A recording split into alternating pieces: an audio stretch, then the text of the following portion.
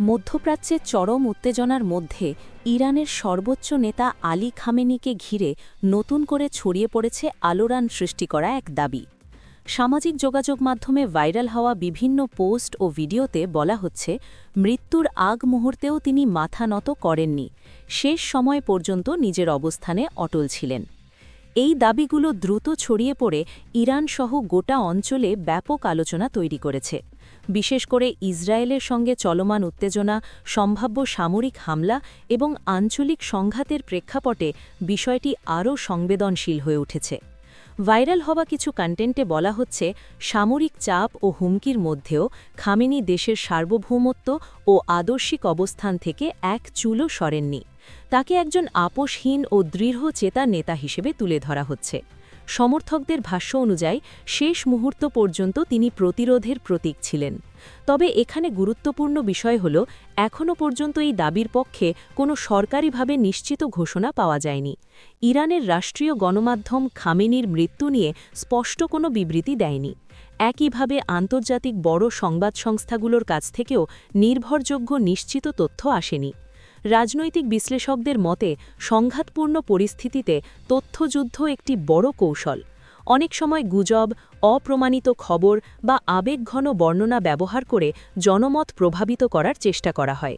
বিশেষ করে যখন দুই দেশের মধ্যে উত্তেজনা তীব্র হয়, তখন এমন নাটকীয় দাবি দ্রুত ভাইরাল হয় এবং সাধারণ মানুষের মনে বিভ্রান্তি তৈরি করে। ইরানের রাজনৈতিক কাঠামোয় সর্বোচ্চ নেতার ভূমিকা অত্যন্ত গুরুত্বপূর্ণ। তিনি শুধু ধর্মীয় নেতা নন, বরং সামরিক ও কৌশলগত সিদ্ধান্তেও তার প্রভাব রয়েছে। ফলে তার মৃত্যু বা গুরুতর অসুস্থতার খবর স্বাভাবিকভাবেই বড় ধরনের আলোড়ন তৈরি করতে পারে। যদি সত্যিই এমন কোনো ঘটনা ঘটে থাকে, তাহলে তার প্রভাব হবে বহুমাত্রিক। প্রথমত, ইরানের অভ্যন্তরীণ রাজনীতিতে বড় ধরনের অস্থিরতা দেখা দিতে পারে। দ্বিতীয়ত, ইরান ইসরায়েল সম্পর্ক নতুন মাত্রায় পৌঁছতে পারে। তৃতীয়ত, যুক্তরাষ্ট্র ও আঞ্চলিক মিত্রদের ভূমিকাও গুরুত্বপূর্ণ হয়ে উঠবে। অন্যদিকে, যদি এটি কেবল গুজব হয়ে থাকে, তাহলে তা প্রমাণ করে যে আধুনিক যুগে সোশ্যাল মিডিয়া কত দ্রুত একটি অপ্রমাণিত খবরকে বৈশ্বিক আলোচনায় পরিণত করতে পারে। তাই বিশেষজ্ঞরা বলছেন, এমন সংবেদনশীল খবর যাচাই ছাড়া শেয়ার না করাই দায়িত্বশীল আচরণ।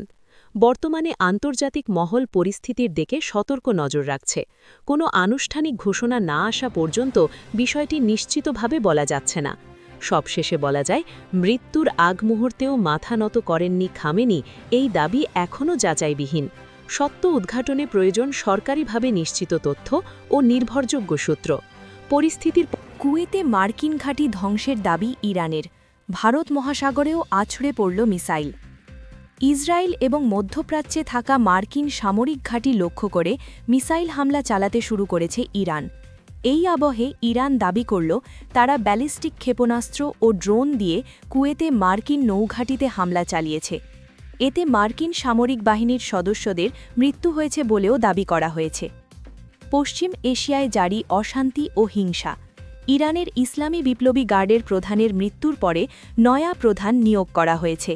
আর এরপরই নতুন করে ইসরায়েল এবং মধ্যপ্রাচ্যে থাকা মার্কিন সামরিক ঘাঁটি লক্ষ্য করে মিসাইল হামলা চালাতে শুরু করেছে ইরান। এই আবহে ইরান দাবি করল, তারা ব্যালিস্টিক ক্ষেপণাস্ত্র ও ড্রোন দিয়ে কুয়েতে মার্কিন নৌঘাঁটিতে হামলা চালিয়েছে। এতে মার্কিন সামরিক বাহিনীর সদস্যদের মৃত্যু হয়েছে বলেও দাবি করা হয়েছে। ভারতে ইরানি দূতাবাস থেকে পোস্ট করা বিবৃতিতে দাবি করা হয়েছে, কুয়েতের আবদুল্লাহ মোবারক এলাকায় 4টি ব্যালিস্টিক মিসাইল এবং 12টি ড্রোন দিয়ে হামলা চালানো হয়। এতে মার্কিন ঘাঁটিতে থাকা সব পরিকাঠামো ধ্বংস হয়েছে বলে দাবি করেছে ইরান। এদিকে মার্কিন রণতরীর জন্য গোলাবারুদ বহনকারী একটি জাহাজে 4টি ড্রোন হামলা চালায় ইরান। আমেরিকান রণতরীর জন্য জ্বালানি বহনকারী একটি জাহাজেও ইরানের কাদের 380 ক্ষেপণাস্ত্র আছড়ে পড়ে বলে দাবি করা হয়। এই জাহাজে হামলা চালানো হয় ভারত মহাসাগরীয় অঞ্চলে। এর আগে গত 28 ফেব্রুয়ারি সকালেই ইরানে হামলা চালায় ইসরায়েল এবং আমেরিকা। এরই জবাবে পাল্টা হামলা চালায় ইরান। এদিকে ইরান এবং ইসরায়েলের মধ্যে এই সংঘাতের আবহে তেল আবিবগামী এয়ার ইন্ডিয়ার উড়ান মাঝ আকাশ থেকে ফিরে আসে ভারতে। ইরান এবং ইসরায়েল উভয় দেশেই তাদের আকাশসীমা বন্ধ করে দেয়। বিশ্বজুড়ে বহু উড়ান সংস্থা তাদের উড়ান বাতিল করে।